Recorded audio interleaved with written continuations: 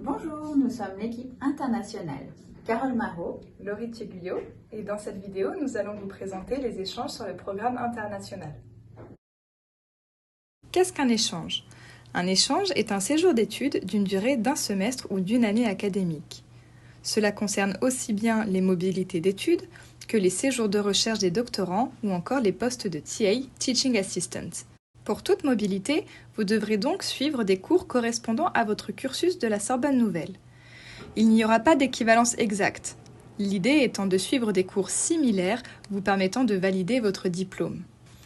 Vous aurez donc un relevé de notes de l'université dans laquelle vous allez faire votre échange, qui sera ensuite converti, c'est-à-dire traduit, en notes de la Sorbonne Nouvelle, et vous serez alors diplômé de la Sorbonne Nouvelle. vos contacts durant votre mobilité sont tout d'abord le Bureau de la mobilité internationale. Laurie Thieguillot, joignable au 01 45 87 48 56 et Carole Marot, joignable au 01 45 87 48 48. L'email est mobilité.international@sorbonne-nouvelle.fr. Nous accueillons le public avec ou sans rendez-vous au bureau 321, le lundi de 14h à 17h, les mardis et jeudis de 9h30 à 12h30 et de 14h à 17h. Vous pouvez également prendre rendez-vous via l'application dédiée.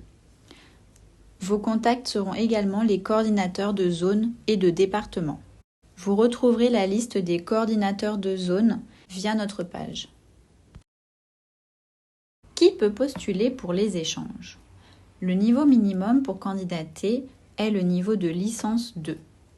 Il faut être étudiant de la Sorbonne Nouvelle au moment de la candidature et au moment de la mobilité. Il n'y a pas de condition d'âge ni de nationalité.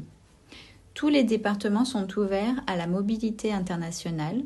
Attention en revanche, certaines formations spécifiques ne permettent pas de départ à l'étranger. Nous vous invitons alors à vérifier auprès de votre département si une mobilité est possible. Vous devrez vous projeter sur l'année suivante, c'est-à-dire que par exemple si vous êtes en L3, vous devrez postuler dans le cadre d'un Master 1. Pour que votre mobilité soit effective, vous devrez valider votre année en cours et être accepté par la Sorbonne Nouvelle dans la formation indiquée sur le dossier de candidature pour l'année prochaine. Une fois que vous avez défini votre cursus pour l'année prochaine et qu'il a été indiqué sur votre dossier de candidature, vous ne pouvez plus le modifier. Attention, vous ne pouvez pas postuler pour le programme international et pour le programme Erasmus, sauf si votre candidature a été rejetée pour le programme international. L'appel à candidature. Cette année, les procédures sont dématérialisées. Vous pouvez postuler du 15 octobre au 15 novembre pour partir au premier semestre, au second semestre ou bien toute l'année académique 2021-2022 sur la page internationale de notre site web.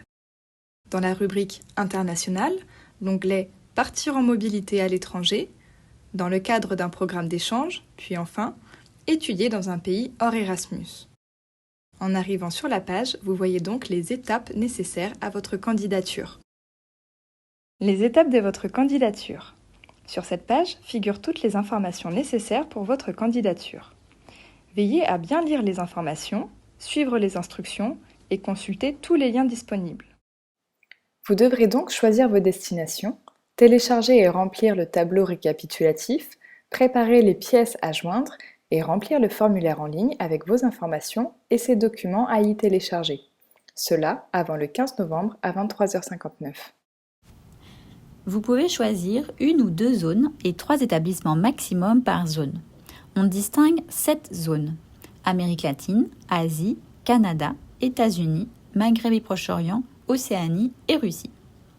Vous devez remplir un seul formulaire en ligne pour tous vos vœux. Vous pouvez postuler 2 fois pour la même zone, mais pas pour les mêmes universités. Par exemple, vos zones 1 et 2 seront le Canada, mais il y aura bien 6 universités canadiennes différentes. Pour le choix des universités, nous vous renvoyons aux listes des universités partenaires qui sont justement divisées selon les zones. Chaque liste indique le nom de l'université ainsi que le site que vous devrez consulter, le niveau. Attention, par exemple, certaines universités n'acceptent que des étudiants en master, le niveau de langue requis et le test, le cas échéant. Vous pouvez très bien ne choisir qu'une seule zone et qu'un seul établissement si vous le désirez. Pour les États-Unis, la MICEFA ne compte que pour un établissement. Nous vous demandons dans votre dossier une liste de 5 cours potentiels. Cela n'est pas votre choix définitif, mais nous permet de nous assurer que vous avez bien fait vos recherches et trouvé des cours correspondant à votre cursus de la Sorbonne Nouvelle dans les universités partenaires visées.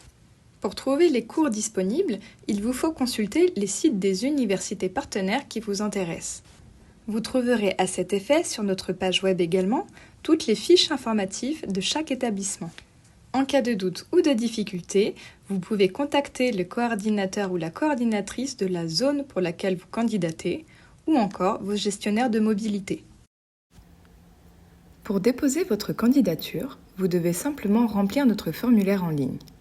Sur cette plateforme en ligne, vous devrez téléverser les documents demandés, tels que votre CV, lettre de motivation, relevé de notes ou encore le tableau récapitulatif au format Excel. Ce tableau nous permet en un coup d'œil de retrouver les éléments de votre candidature. Ne vous précipitez pas, nous ne prenons pas en compte la date de soumission des dossiers. La date limite étant le 15 novembre à 23h59, la plateforme se fermera et aucun dossier ne sera accepté passé ce délai. Nous vous demandons de nous fournir plusieurs documents. Reportez-vous bien au mode d'emploi de la candidature pour respecter l'envoi de chaque document nécessaire. Parmi les pièces demandées, vous trouverez le test de langue. Pour savoir si vous devez fournir un test et quel type de test, il vous suffit de regarder la colonne « Niveau de langue requis » dans les listes des universités partenaires. S'il est indiqué « Attestation », vous devez vous tourner vers l'un de vos enseignants de la langue en question, afin qu'il vous rédige une lettre mentionnant votre niveau. S'il est indiqué TOEFL ou IELTS par exemple, il faudra passer l'examen auprès de ces organismes. La Sorbonne Nouvelle n'est pas centre organisateur. Beaucoup de sessions en ligne sont disponibles. Renseignez-vous et ne tardez pas à vous inscrire. Les sessions sont vite remplies. Prenez également en compte le délai de réception des résultats. Nous vous demandons de nous fournir votre score dans votre dossier, donc avant le 15 novembre. Si cela n'est pas possible, nous pouvons accepter de recevoir votre test plus tardivement. Attention toutefois, cela peut désavantager votre dossier par rapport à un candidat de niveau équivalent dont le dossier serait lui complet.